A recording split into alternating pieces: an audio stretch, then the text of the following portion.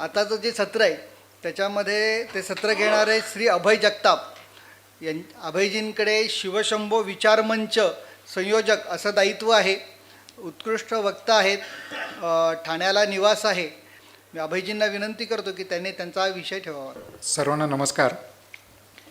खरं तर मी वेळेवर पोहोचू शकलो नाही त्याबद्दल क्षमा प्रार्थी आहे.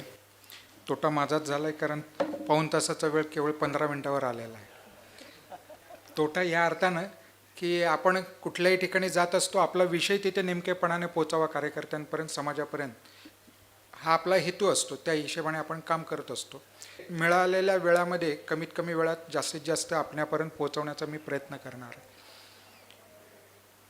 आजचा जो आपला वर्ग आहे संविधान या विषयावरचा, तर मला जो विषय दिलेला आहे तो आहे संविधानाचे मारेकरी. काही दिवसांपूर्वी आपण लोकसभा निवडणुकींना आपण सामोरं गेलेलो होतो. लोकसभेमध्ये भारतीय जनता पक्ष पुन्हा एक वार चांगल्या जागा जिंकून पुन्हा एकदा सत्ता स्थापन करेल अशा प्रकारचं चित्र सगळीकडे दिसत होतं. सगळ्या कार्यकर्तेसुद्धा त्याच आशावादी विचारामध्ये होते. निकाल यायला लागले आणि निकाल आल्यानंतर असं लक्षात आलं की भारतीय जनता पक्षाची पिछेहाट झालेली आहे. आणि मग ज्यावेळेस अशी पिछेहाट झाली त्याच्यानंतर अनेक चिंतन सुरू झालं, अनेक गोष्टींची चर्चा सुरू झाली. आणि मग ती चर्चा सुरू असताना आपल्या कार्यकर्त्यांनी एक लेख सगळ्यांच्या वाचनामध्ये आला. तो लेख होता उल्का महाजनांचा. आणि त्या लेखामध्ये त्या लेखाचं शीर्षकच होतं की आम्ही छोटेसे काजवे परंतु अंधाराशी लढलो. आणि मग कशा पद्धतीने वेगवेगळे NGOज ज्यांना म्हटलं जातं, ह्या NGOज कशा पद्धतीने सुसूत्रपणे काही फेक नरेटिव्ज, काही विमर्श हा समाजामध्ये निर्माण करण्यासाठी गेले काही महिने, वर्ष दीड वर्ष कशा पद्धतीने ते कार्यरत होते. आणि त्या कामामुळे कशा पद्धतीने भारतीय जनता पक्षासारख्या राष्ट्रीय विचार करणाऱ्या पक्षाची पिछेहाट झाली याचं वर्णन करणारा हा लेख होता. तो लेख आला आणि आम्ही सगळेजण खडबडून जागे झालो. आणि मग लक्षात असं आलं की काही विशिष्ट फेक नॅरेटिव्ज भोवती सगळी निवडणूक फिरली, जी आमच्या लक्षात आलं नाही. त्याच्यातला महत्त्वाचा विषय हा सुद्धा होता की संविधान. आणि मग अशा पद्धतीचं चित्र निर्माण करण्यात आलं की जणू काही जे बहुमत मिळेल भारतीय जनता पक्षाला, त्या बहुमताच्या जोरावर संविधान बदललं जाईल, अशा प्रकारचं एक फेक नॅरेटिव्ह संपूर्ण देशभर निर्माण करण्यात आला. आणि दुर्दैवाने त्या फेक नॅरेटिव्हला आमच्या इथला मोठा समाज हा बळी पडला. आणि त्यांच्याही मनात अशा पद्धतीचं एक भीती निर्माण झाली. ती भीती किती टोकाची असावी. त्यांनी आम्हाला पिंजऱ्यामध्ये उभं केलं की आम्ही जणू काही संविधानाचे मारेकरी आहे. आणि कोणी उभं केलं? अरे, ज्याच्या आजीने संविधानाला मारलं नव्हे, क्रूर हत्या केली, त्याने प्रत्येक सभेतून संविधान उचलून दाखवलेलं आहे. आणीबाणी काय होतं? संविधानाचे मारेकरी म्हणून ज्यावेळेस भारतीय जनता पक्षाला उभं केलं कोठडीमध्ये, तेव्हा या इंदिरा गांधींनी ज्या पद्धतीची आणीबाणी लागू केलेली होती, आमच्या व्यक्ती स्वातंत्र्याचा गळचेपी केली होती, गळा घोटलेला होता, हे सोयीस्कररित्या विसरलो आम्ही. म्हणून आज तुम्हा सगळ्यांना आवश्यकता ही आहे की संविधानाचे खरे मारेकरी कोण आहेत हे आपल्याला समोर आणावं लागेल, समोर आणून दाखवावं लागेल. आणि मग ते विचार करताना केवळ मी बिंदू या ठिकाणी मांडणार आहे. आपण सगळे अभ्यासू कार्यकर्ते आहोत, आपण सगळे अभ्यास करत आहोत, पण समाजासमोर जाताना काही बिंदू आपल्यासमोर असले पाहिजेत. तर जे संविधानाचे मारेकरी आहेत त्यांचं मी 3 भागांमध्ये वर्गीकरण करतो, 3 रंगांमध्ये त्यांना संबोधतो. सगळ्यात पहिला रंग आहे तो लाल रंग आहे. लाल रंग म्हटल्याबरोबर काय हे आपल्या सगळ्यांच्या लक्षात येतं. एल्गार सभा झाली होती. त्या एल्गार सभेमध्ये गायला गेलेलं गीत आहे, म्हटली गेलेली कविता आहे. त्या कवितेच्या ओळी मी वाचून दाखवतो, म्हणजे त्यांना काय नेमकं म्हणायचं आहे आणि हा एल्गार नेमका कोणाविरोधात आहे हे आपल्याला लक्षात येईल. जणू काही आम्ही संविधानाचे कैवारी आहोत, संविधानाचा ठेका घेतलेला आहे आणि संविधानाचं, बाबासाहेबांच्या विचारांचं आम्ही परिपालन करत आहोत अशा पद्धतीचा आव आणून ज्यावेळेस सभा घेतल्या जातात, त्या सभेतून कुठलं गीत गायलं जातं? जब जुल्म हो तब बगावत होनी चाहिए शहर में, जब जुल्म हो तो बगावत होनी चाहिए शहर में, और अगर बगावत ना हो तो बेहतर हो कि ये रात ढलने के पहले ये शहर जलकर के राख हो. एखादं शहर जलकर के राख हो अशा पद्धतीचा विचार ज्या सभेमधून प्रसूत केला जातो, ती सभा कुठल्या अर्थाने संविधानाचं रक्षण करणारी सभा आहे, कुठल्या अर्थानं संविधानाचं वर्धन करणारी सभा आहे, कुठल्या अर्थानं संविधान लोकांपर्यंत पोहोचवणारी सभा आहे.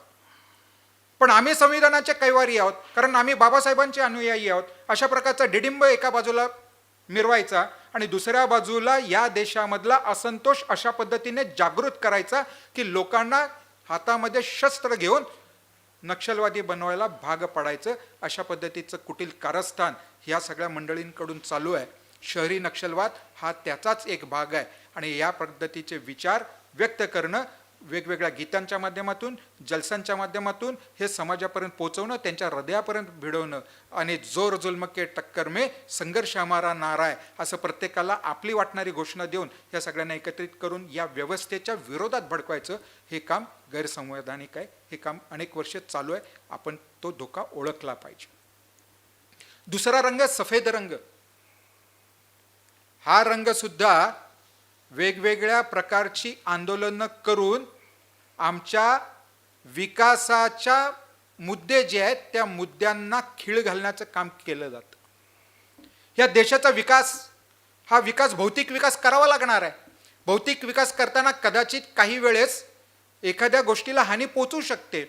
उदाहरणार्थ आरेच्या जंगलामधली काही झाडं कदाचित कापावी लागतील, पण ती अपरिहार्यता आमची, ती अपरिहार्यता खोडून काढण्यासाठी किंवा ती कमी करण्यासाठी आम्ही दुसरीकडे वृक्षारोपण करू. पण आम्हाला ते अपेक्षित नाही आहे. आम्हाला या देशाचा विकास त्याला कुठेतरी खीळ घातली पाहिजे आणि म्हणून मग आरेच्या जंगलाचं त्या ठिकाणी बचाव अशा प्रकारचं नाव देऊन आंदोलन उभं केलं जातं. हे आंदोलन कुठून करणार?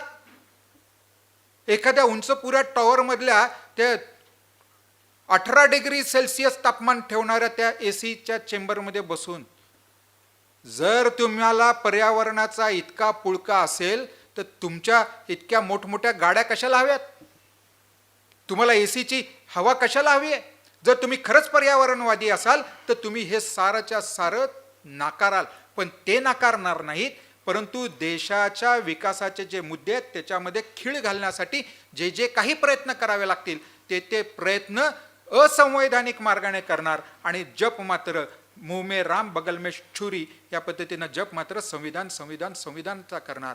आणि ज्यावेळेस अशा प्रकारे एकच गोष्ट सातत्याने सांगितली जाते तेव्हा समाज त्याच्यावर विश्वास ठेवतो आणि समाजाला वाटतं की हे संविधानाचे कैवारी आहेत, वस्तुतः ते संविधानाचे मारेकरी असतात.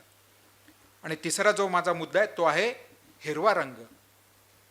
हा हिरवा रंग सगळ्यात घातक आहे, कारण आज आपण नरेटिव्हच्या वैचारिक संघर्षाच्या अशा वळणावर येऊन पोचलेलो आहोत की ह्या वळणावरच्या लढाईचा शेवट हा एकाच गोष्टीचं इंडिकेशन देणार आहे की या देशामध्ये संविधान राहणार की शरिया लागू होणार आहे. आणि त्यामुळे आपण सारेजण या वैचारिक लढाईतले योद्धे आहोत. पार्थ ज्या वेळेस महाभारताच्या युद्धामध्ये उभा राहिला आणि त्याने पाहिलं की माझ्या समोर कोण आहेत, तर माझेच सगळे नातेवाईक आहेत, माझेच गुरु आहेत, माझेच पितामह आहेत, वाईट असली तरी ती माझी चुलत भावंड आहेत. आणि मग पार्थानं आपलं गांडीव धनुष्य ज्यावेळेस रथामध्ये टाकून दिलं तेव्हा भगवान श्रीकृष्णांनी त्यांना सांगितलं, जित्वा वा भोक्षसी महिम हत्वा वा प्राप्यसी स्वर्गम युद्धाय कृतनिश्चया तस्मात् उत्तिष्ठत कौंतेय युद्धाय कृतनिश्चया. तर युद्धासाठी तू उभा टाक, कारण हे युद्ध तुला करावं लागेल. तद्वत आपण सारेजण या वैचारिक महाभारतीय रणांगणावर आपल्याला खेचून आणलेलं आहे. युद्ध करण्याशिवाय तुम्हा कोणालाही पर्याय नाहीये, कारण हे युद्ध संविधानाच्या रक्षणाचं आहे. आणि मग कशा पद्धतीनं हा हिरवा रंग आमच्या संविधानावर भारी पडतो, केवळ 2-3 मिनिटात त्याचं वर्णन करून मी थांबेन.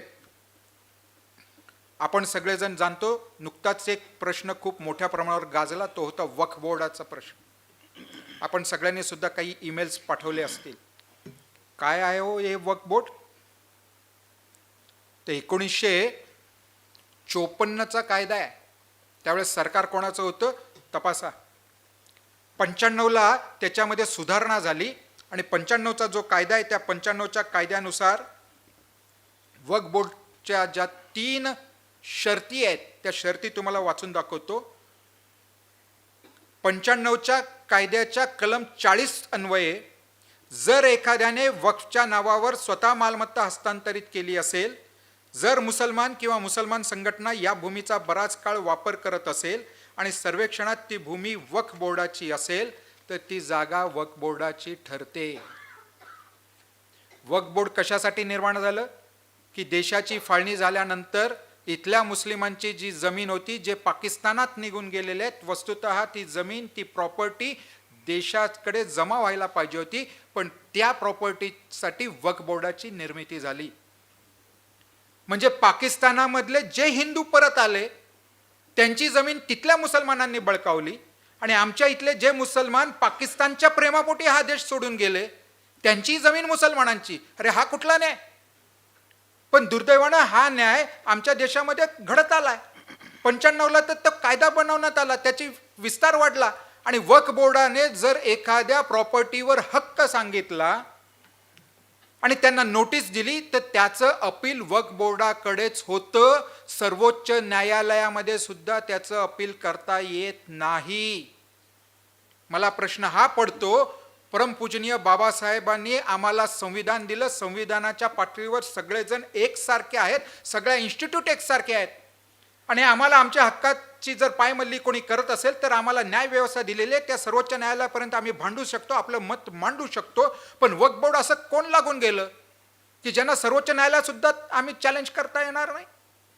हे संपूर्ण गैरसंवैधानिक आहे, असंवैधानिक आहे, ही संविधानाची हत्या आहे. हे आपल्या सगळ्यांना दाखवून द्यावं लागेल. आमच्या देशातलं सगळ्यात मेजर स्टेक होल्डर जमिनीतलं, प्रॉपर्टीतलं कोण आहे? भारतीय सेना आहे. 18 लाख एकर जमीन भारतीय सैन्याच्या मालकीची आहे. त्याच्या खालोखाल 12 लाख एकर जमीन ही भारतीय रेल्वेची आहे. आणि तुम्हाला आश्चर्य वाटेल की त्याच्या खालोखाल जमीन जर कोणाची असेल तर ती वक्फ बोर्डाची आहे. 8 लाख एकरपेक्षा जास्त जमीन, 8,54,000 प्रॉपर्टीज त्याच्यावरच्या ह्या वक्फ बोर्डच्या मालकीच्या आहेत. आपल्या प्रत्येकाकडे मोबाईल आहे, मोबाईलमध्ये गुगल आहे, त्या गुगलवर सर्च करा. पाकिस्तानचं क्षेत्रफळ किती आहे? 8,39,000 स्क्वेअर किलोमीटर. अशा वेळेस जर आपण विचार केला तर जणू काही एखादं पाकिस्तान आमच्या भारतामध्ये आम्ही वसवून घेतलंय की काय असा प्रश्न पडावा. इतकी जमीन या वक्फ बोर्डाची आहे. जर महाराष्ट्राचा विचार केला, महाराष्ट्रामध्ये 1 लाख एकर जमीन वक्फ बोर्डाची आहे. 1 लाख. महाराष्ट्रात गावं किती आहेत? 41,000. भागाकार करा, 1 लाख भागिले 41,000, सरासरी येते 2.5 अंदाजे. काल रात्री मालवणमध्ये होतो मी. मालवणमध्ये अशी चर्चा चालली प्रबुद्ध गटासोबत. मी सहज विचारलं की इथे प्रत्येकाची ऑन अँड ॲव्हरेज जमीन किती येते मालकीला? कोकणातली मंडळी असतील तर त्यांच्या लक्षात येईल, घाटावर जमीन जरा जास्त असते प्रत्येकाकडे, पण कोकणामध्ये जमीन नसते. ते म्हटले 2-2.5 एकर जमीन म्हणजे आमच्याकडे भरपूर झाली जमीन. जर आपण ॲव्हरेज केला तर वक्फ बोर्डच्या मालकीला महाराष्ट्रातल्या प्रत्येक गावातली 2.5 एकर जमीन आहे.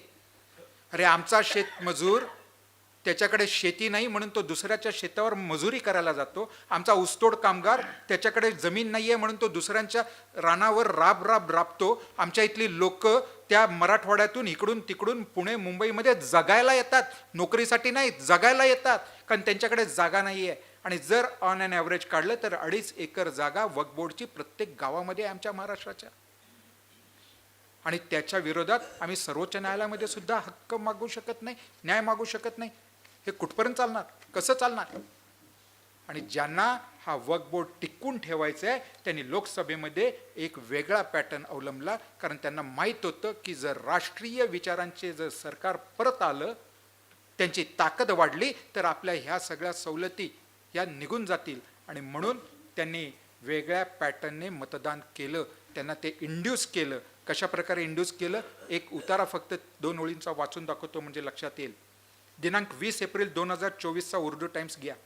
त्याच्यामध्ये फारुख अन्सारी म्हणतात, या परिस्थितीमध्ये मुसलमानांची जबाबदारी आहे की त्यांनी मतदानाबद्दल जागरूक व्हावे. अधिकाधिक संख्येने मुसलमानांनी मतदान केले नाही तर त्यांचे भविष्य धोक्यात आहे, हे देखील त्यांनी लक्षात घ्यावे. मुसलमानांनी आपले मतदान एकाच उमेदवाराला जाईल याची खबरदारी घ्यावी. संविधानाने आम्हाला मतदानाचा हक्क दिला, ते आमचं कर्तव्य आहे, तो आमचा हक्क आहे. भारताचं संविधान ही एकमेव घटना अशी आहे की जगाच्या पाठीवर एकाच क्षणी कुठलाही भेद न राखता काळा गोरा, गरीब श्रीमंत, शहरी ग्रामीण, महिला पुरुष, कुठलीही ज्ञाती, कुठलाही धर्म, कुठलाही प्रांत, अशा प्रकारचा कुठलाही भेद न राखता सगळ्यांना मतदानाचा समान अधिकार हा दिलेला आहे. अत्यंत पवित्र कर्तव्य आहे ते मतदान करणं.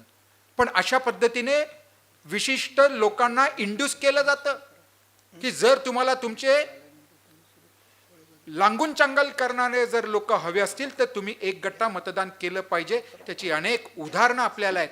ज्या मतदारसंघात लोकसभेच्या आपण आता बसलेलो आहोत त्या ठिकाणची उदाहरणं आहेत. अनेक बूथवर इथल्या यामिनी जाधव यांना 1 आकडी मतदान आहे, काही बूथवर 0 मतदान आहे.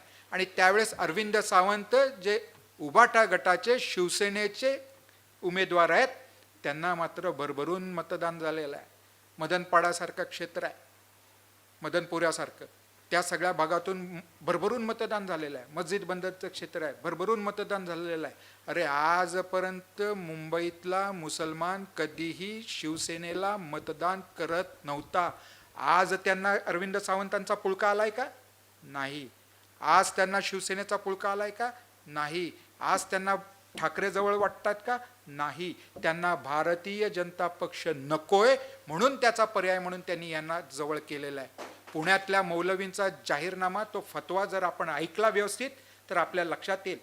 पुणे जिल्ह्यात 3 वेगवेगळ्या पक्षाचे उमेदवार होते, पण त्यांनी कुठल्या एका पक्षाबरोबर गेलेले नाहीयेत. त्यांनी सांगितलं हे 3 उमेदवार वेगवेगळ्या पक्षाचे असले तरी सुद्धा त्यांना मतदान करायचं आहे, कारण ते भारतीय जनता पक्षाच्या विरोधातले उमेदवार आहे.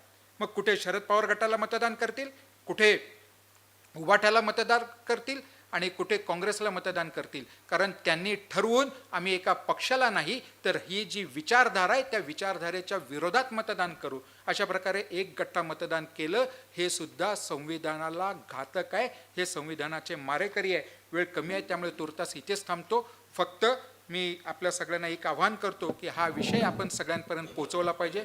सगळ्यांना सांगितलं पाहिजे की संविधानाचे खरे मार्करी हे 3 रंग आहेत आणि त्यांना जर ठेचून काढायचं असेल, संविधान वाचवायचं असेल, परमपूजनीय बाबासाहेब आंबेडकरांचे जर आम्ही स्वतःला अनुयायी समजत असू तर त्या संविधानाचं रक्षण हे करणं हे आमची सगळ्यांची नैतिक जबाबदारी आहे. आपण सगळेजण वैचारिक योद्धे होऊन हे रक्षण आपण करूया असं सगळ्यांना आवाहन करतो. जाता जाता एवढंच सांगतो की ह्या सगळ्यांना आपण प्रश्न केला पाहिजे, विचारलं पाहिजे, हवा यहाँ की, पानी यहाँ का, बिजली यहाँ की, राशन यहाँ का, जीवन यहाँ से लेते हो तो उपकार यहाँ का मानना होगा.